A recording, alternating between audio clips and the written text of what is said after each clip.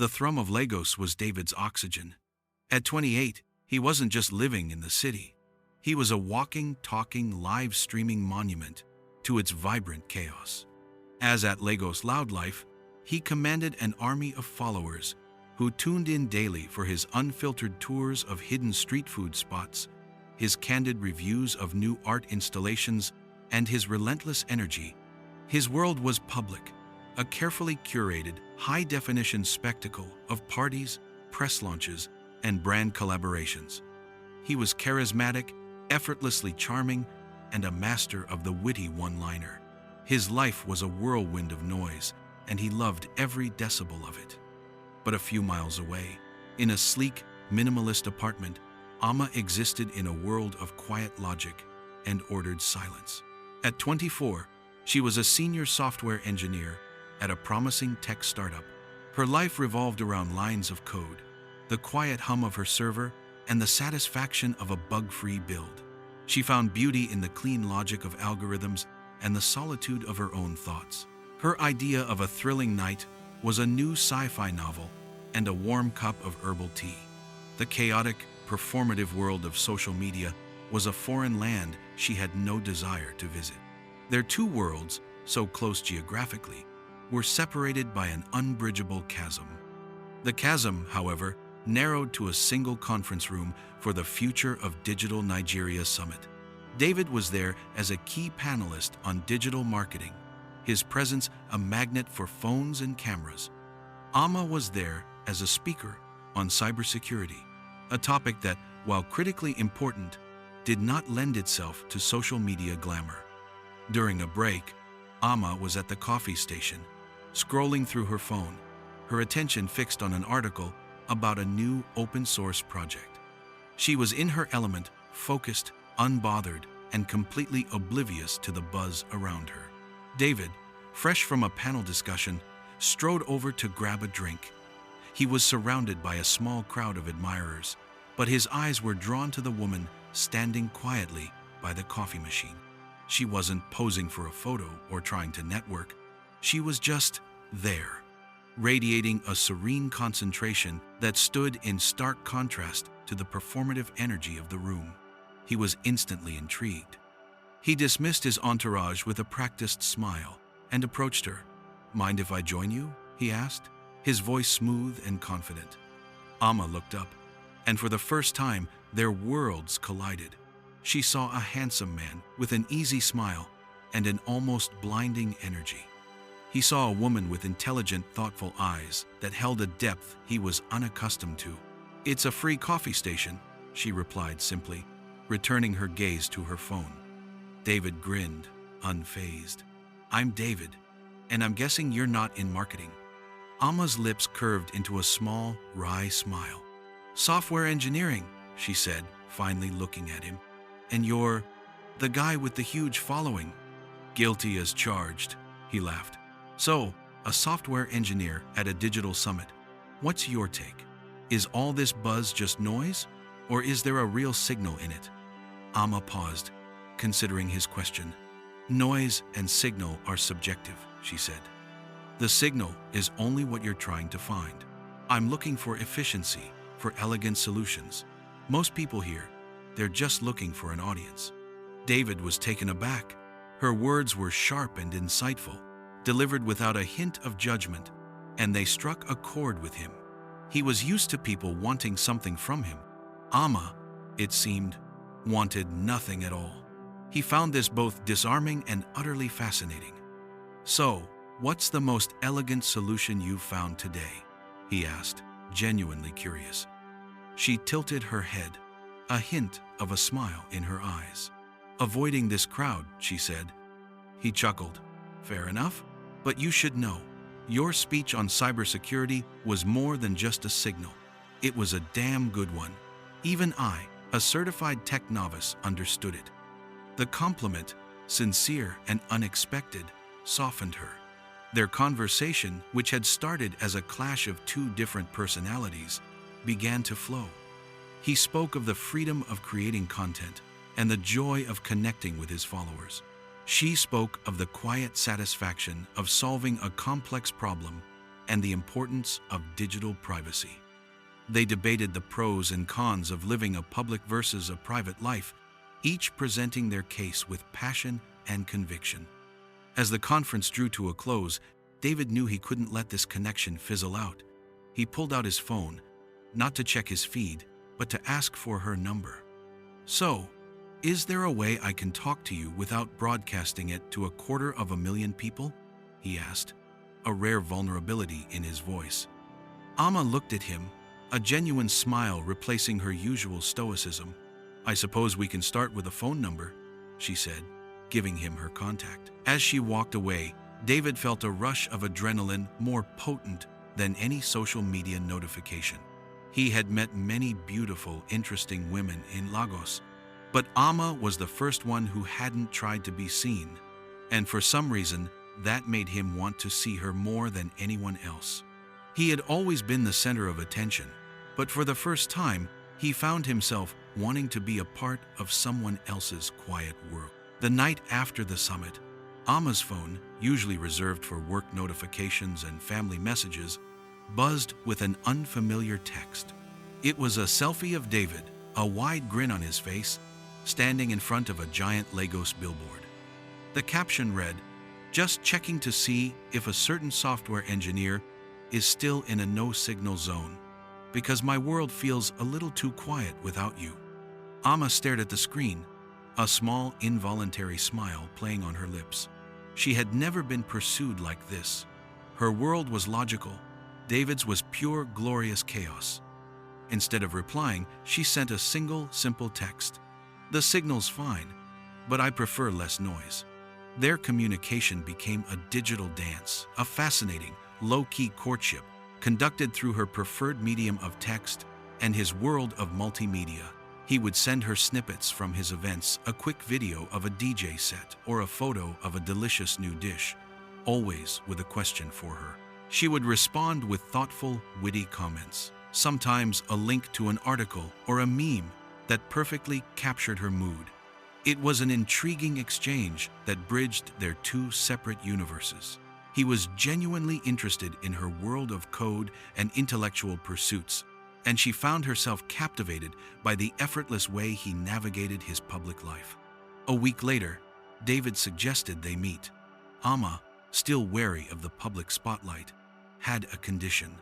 "I'll go out with you," she texted, "but it has to be somewhere you wouldn't think to post on your feed.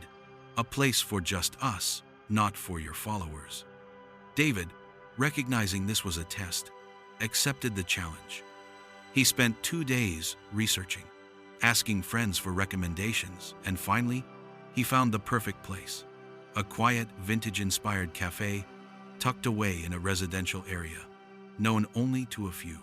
When they met, it felt like an unboxing. Away from the cameras and the performance, David was even more charming in person. He didn't check his phone once, his full attention on it. He listened intently as she talked about her work, asking insightful questions that showed he wasn't just being polite. He found her quiet confidence and dry wit intoxicating. He confessed that his online persona was a part of him, but not the whole of him. "It's a brand," he explained, "but this is just David." Amma was equally surprised. She had expected a showman, a man consumed by his own image. Instead, she found a kind, thoughtful individual with a genuine curiosity about the world beyond his social media bubble. She found herself laughing more than she had in months. She saw a side of him that was introspective and surprisingly grounded. As the evening wound down, they found themselves walking along a quiet, tree-lined street, their conversation flowing effortlessly. The air was cool, a welcome relief from the Lagos heat. Amma's heart pounded with a mix of excitement and disbelief. This felt so different from anything she had ever experienced. They stopped under the soft glow of a street lamp. The sound of the city was a distant murmur. David looked at her, his usual boisterous energy replaced by a tender vulnerability. "I'm really glad you said yes," he said, his voice low. "Me too," she admitted, her voice barely a whisper. He gently reached out, his thumb brushing her cheek, a simple, non-performative gesture that sent shivers down her spine. He leaned in, and their lips met. It wasn't a showy, dramatic kiss. It was soft and tentative at first, then deepened with an undeniable passion. It was a kiss that communicated everything their words had not, a silent acknowledgement that their two worlds, no matter how different, were destined to collide. As they parted, their eyes held, and the quiet of the night seemed to amplify the loud, thrilling feeling that was just beginning between them. The honeymoon period lasted for a few beautiful, private weeks. Their days were a rhythmic blend of his public hustle and her quiet focus. But their nights were a sanctuary just for them. They met in hushed corners of Amma's apartment or in obscure restaurants far from David's usual haunts. David, for the first time, experienced the simple joy of an evening without a single camera flashing, while Amma found herself drawn into the thrilling energy that David carried, even when he was off duty. But a private romance with a public figure is a delicate secret to keep, especially in Lagos. The inevitable happened during a high-profile brand launch party David was hosting. He couldn't miss it, and he wanted Amma by his side, not as a +1 for the cameras, but as a person he was proud to introduce. She agreed, albeit with some hesitation, wearing a sleek, elegant gown that was a stark departure from her usual casual attire. The moment they walked in, a flurry of phones went up. The next morning, a photo of them laughing together was splashed across a major entertainment blog with a headline that read, "Lagos's loudest influencer finds his quiet match." The public reaction was swift and brutal. David's followers, who had a clear expectation of the kind of woman he should be with, flooded the comments section. "She's too serious," one wrote. "She looks so boring, she doesn't fit his vibe." Another chimed in. Amma, a complete stranger to public scrutiny, was deeply hurt. She felt like a specimen under a microscope, her very essence being critiqued by a faceless audience. The pressure began to seep into their relationship. Amma started pulling away, uncomfortable with the sudden loss of her anonymity. She'd flinch when people recognized them, and she would subtly try to step out of photos. David, on the other hand, felt confused. He had always seen the scrutiny as part of the job, a small price for the life he loved. He couldn't understand her need to hide. "It's just the internet, Amma," he said one evening after a particularly nasty comment. "You can't let strangers get to you." "It's not just the internet, David," she shot back, her voice laced with frustration. "It's a judgment on who I am. You live for this attention. I don't. I just want to exist without a million people having an opinion about me." The argument escalated, their core differences now major points of contention. Amma felt he was asking her to change who she was, to become a part of his performance. David felt she was rejecting his world and, by extension, a part of him. Their love, once a quiet, thrilling escape, now felt like a battleground. At a particularly tense dinner, a fan approached them for a picture. David, in autopilot, smiled and posed. Amma, feeling overwhelmed, stood back, her arms crossed, a look of discomfort on her face. The fan's smile faltered, and they quickly left. David's face hardened. "What was that, Amma? You made that so awkward. I told you, I don't want to be a part of this." The public eye had finally found the fault lines in their relationship. The public had made its opinion clear, and now Amma and David had to face a painful truth. Their love, which had seemed so strong in private, might not be able to withstand the pressure of his very public life. The vibrant connection they had built was starting to fray, pulled apart by the contrasting worlds they had come from. The argument was a door slamming shut. Amma and David, unable to bridge the widening chasm between their worlds, decided to take a break. It was a mutual, painful decision, fueled by frustration and heartbreak. The silence that followed was louder than any of David's social media feeds. For Amma, life returned to its predictable, quiet rhythm. She buried herself in work, finding solace in the logical certainty of code. She launched a new, complex project at her company, pouring all of her energy and focus into it. But the elegant solutions she created felt empty. Her apartment, once a sanctuary of peaceful solitude, now felt too quiet. The silence heavy with the ghost of David's laughter and the memory of his vibrant presence. She missed the way he had challenged her to step outside her comfort zone, to see the beauty in spontaneous moments. Without his chaos, her order felt like a cage. She found herself subconsciously checking her phone for a notification from him, a text that would break the silence. She missed the digital dance they had shared, the private messages that had once felt like a secret world just for them. Meanwhile, David's world felt hollow. He went to parties, attended events, and smiled for the cameras, but the joy was gone. The endless chatter of his followers, once a source of validation, now felt like an unbearable weight. He posted his usual content, but the witty captions felt forced, and his energy in front of the camera was a pale imitation of his true self. He realized that for the first time in his career, he was performing not just for his audience, but to convince himself that he was okay without Amma. The city's chaos, once his greatest love, had become a distraction he was no longer interested in. He found himself thinking about her quiet apartment, the scent of her favorite tea, the way her eyes lit up when she talked about her work.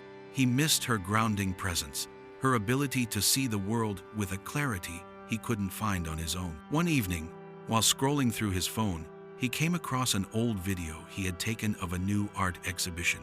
In the background, he could hear Amma's voice, explaining the meaning behind one of the pieces.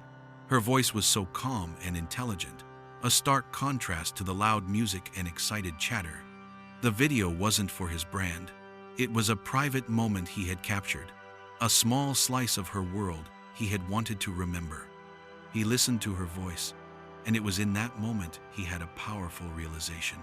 His brand was a reflection of Lagos, but Amma was the quiet, authentic soul of the city he had always been searching for. He had been so focused on projecting an image of perfection that he had failed to see the beauty in their imperfect, messy, and very real connection.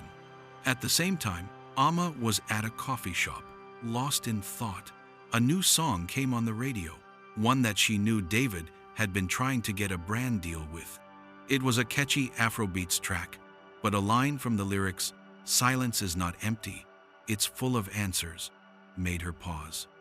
She realized she had been so quick to reject his world that she hadn't considered the love he had offered.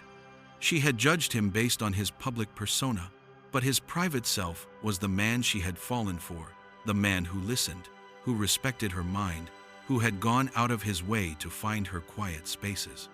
The break had not created distance, it had provided clarity. The time apart didn't prove they were wrong for each other. It proved they were two halves of a whole, each needing the other's unique energy to feel complete. They both understood now that their love wasn't about changing who they were, but about embracing their differences.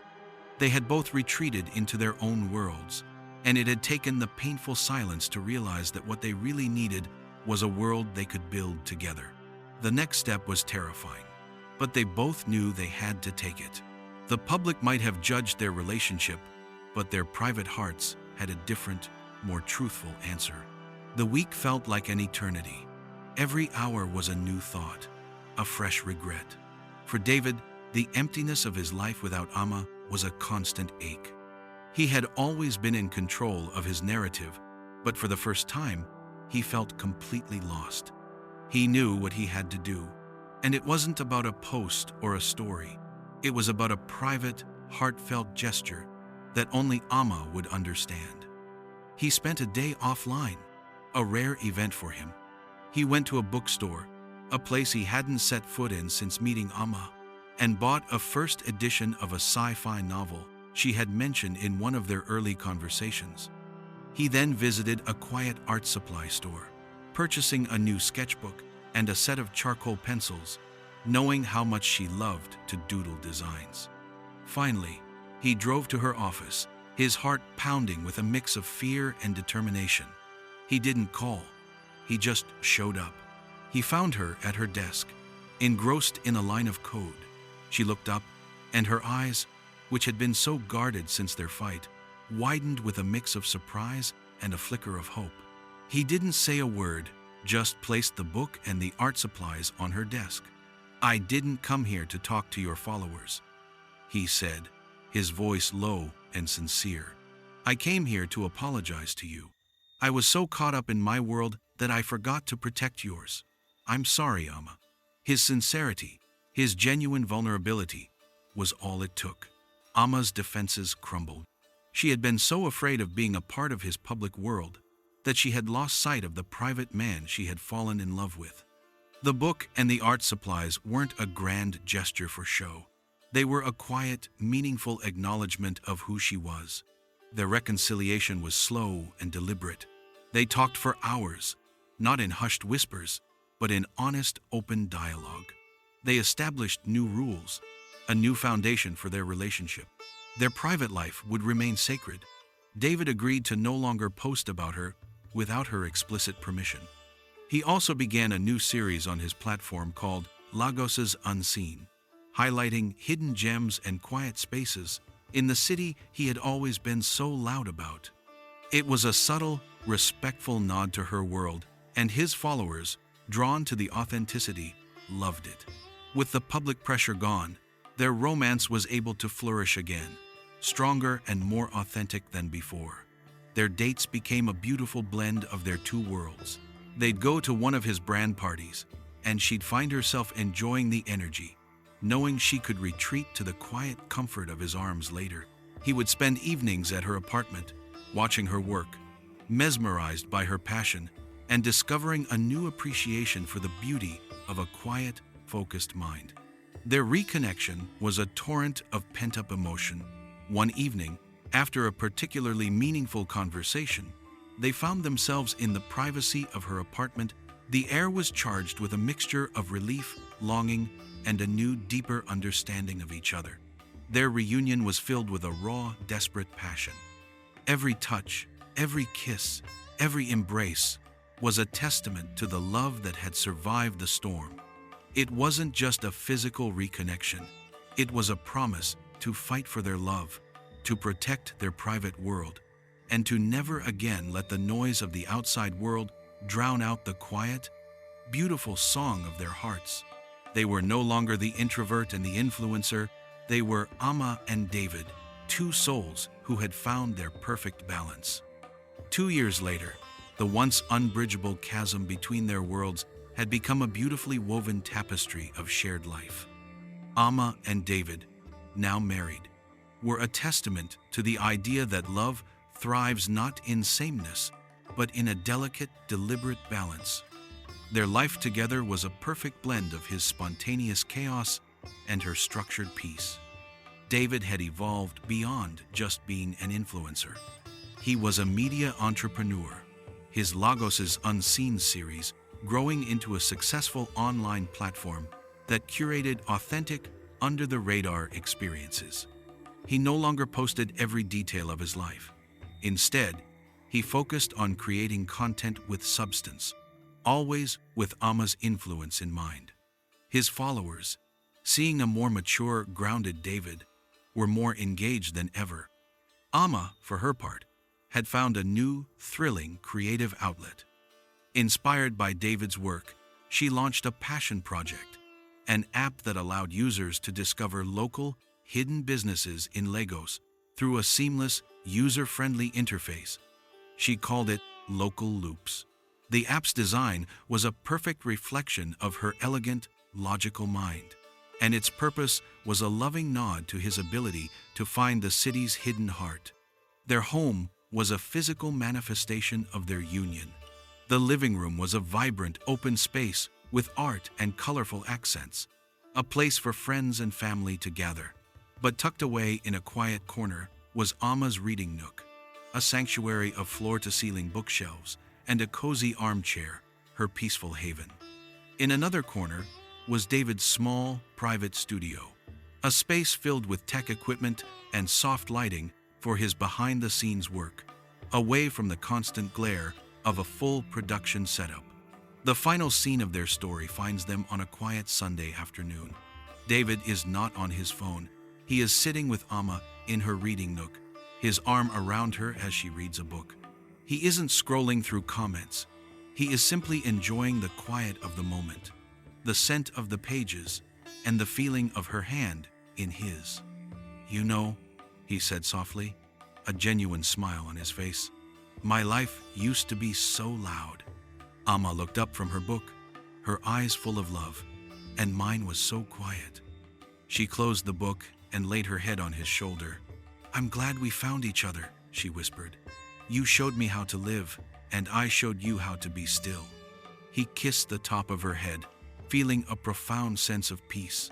He had found fame, fortune, and a following, but in Amma, he had found something far more valuable, a perfectly balanced life. The introvert and the influencer were no longer just two opposing forces. They were a whole, their love story a testament to the beautiful, unexpected way two different worlds could come together and create a harmony all their own. The end. This is Progressive Folktale. Thanks for watching. I hope you enjoyed this very captivating story. Don't forget to like, share, subscribe, and turn on the bell icon so as to be notified whenever we upload a new video. Join our membership so you will always be the first to get notified whenever we make any uploads. And we've uploaded more love stories specially created for our membership subscribers only. Check the description box to join now so you don't miss out. Furthermore, please support us by using the super thanks icon in between remix and download icon down below. Lastly, rate this story on a scale of 1 to 10. And don't forget to tell me where you're watching this video from. I am going to see you in another video. Bye bye.